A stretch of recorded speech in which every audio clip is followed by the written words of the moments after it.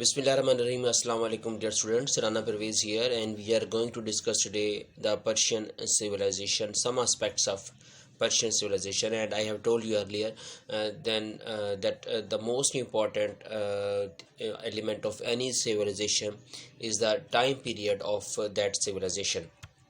And when we talk about time period or location of Persian civilization, then the time line which comes to us through historical pages, that it is starts near about from 600 BC before Christ, and it lasts up till mid 300 BC. And through these 3 centuries, the Persian civilizations got its peak. Several kings came over there, and they tried to make the civilization most advanced, famous throughout the ages.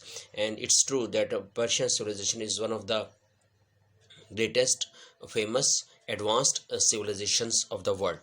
So where is Persia or Persian civilization? And let me tell you that today's Iran, the Iran where Iran is situated, and you know Iran is the neighboring country of Pakistan as well. So in our neighbor and stretching from Iran and near about areas or countries or states, so the Persian civilization, so Iran, present Iran, was the base place of that Persian civilization.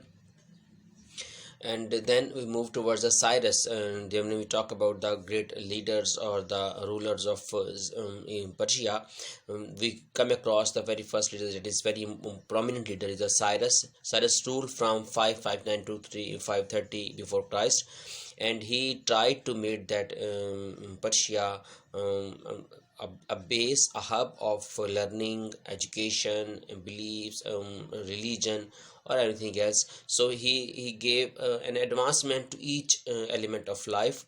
He aspired to conquer entire known world, believing it was the religious duty to do so. He was of the view that religion has bestowed him this power to move forward in different areas and expand the Persian in civilization or the area.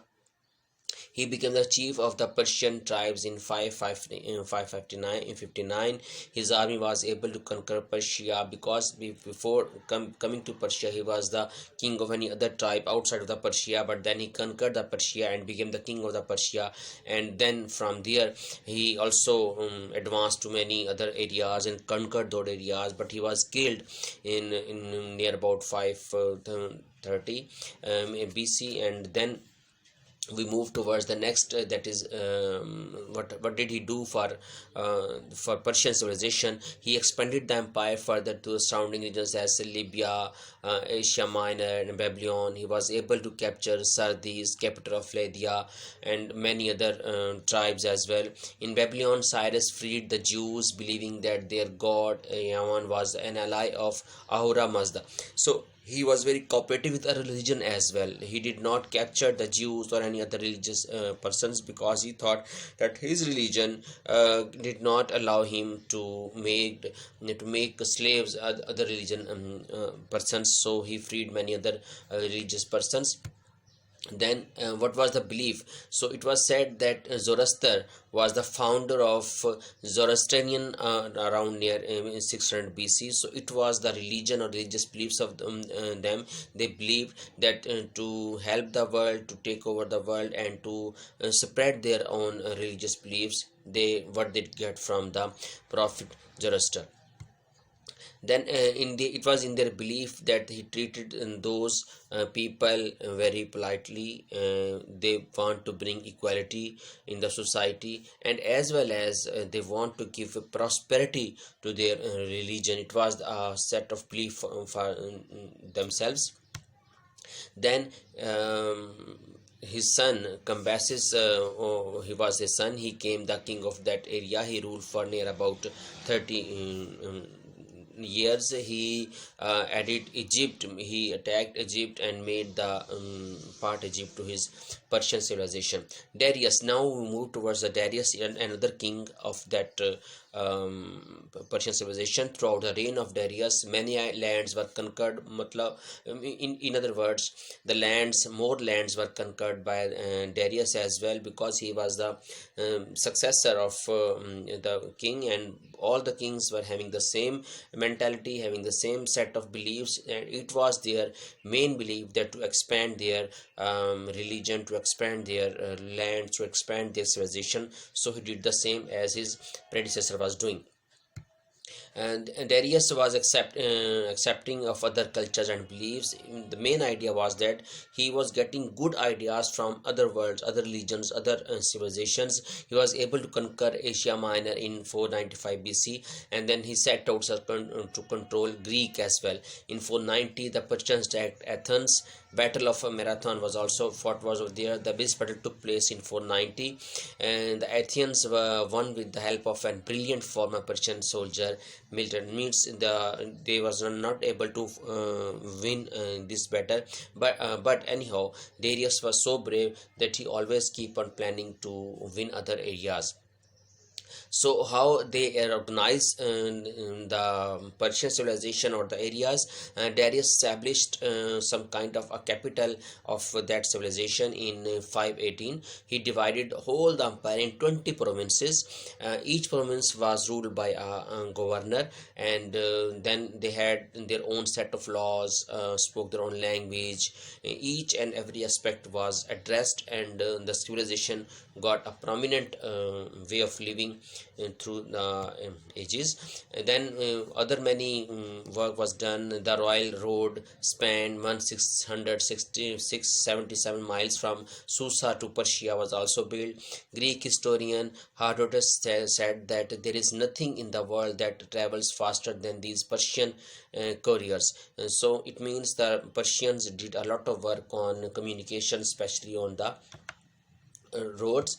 Then Xerxes, the other king, the successor of Darius, came to the scene. He also did the same. He also tried to expand his Persian civilization, and he also attacked other kings and kingdoms and made the part of their important battles were Battle of Marathon, and then Battle of Babylon. Is in all these battles Persian leaders tried to expand their culture. So when we talk about their culture, about their language, about their rules, the Persians, because they were more inclined towards their religion, their set of beliefs, so they did not copy any other old civilization.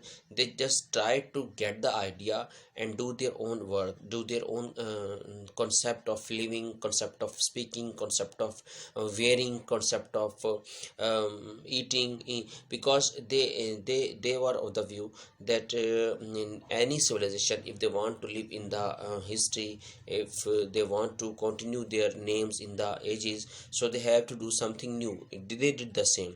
They brought novelty in their everything.